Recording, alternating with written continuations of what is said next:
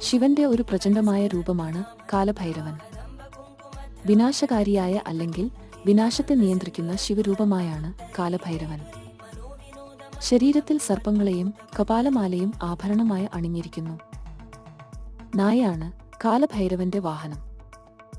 പ്രപഞ്ചത്തിന്റെ സമയത്തിന്റെ മുന്നോട്ടുള്ള പ്രയാണം നിർണയിക്കുന്നവനാണ് ഭൈരവൻ. പരമശിവൻ ഭൈരവ അവതാരമെടുത്തതിന്റെ പിറകിലുള്ള അതിഹ്യം ഇങ്ങനെ. ഒരിക്കൽ ബ്രഹ്മാവിനും മഹാവിഷ്ണുവിനും ശിവനും ഇടയിൽ ആരാണ് കൂടുതൽ ശക്തിമാനെന്ന കാര്യത്തിൽ ഒരു തർക്കം ഉടലെടുക്കുന്നു. പ്രശ്നപരിഹാരത്തിനായി ശിവഭഗവാന്റെ നേതൃത്വത്തിൽ ഒരു സഭ ചേരുകയും മഹാമുനിമാരും ഋഷിമാരും സിദ്ധന്മാരും ജ്ഞാനികളും സന്നിഹിതരുമായിരുന്നു.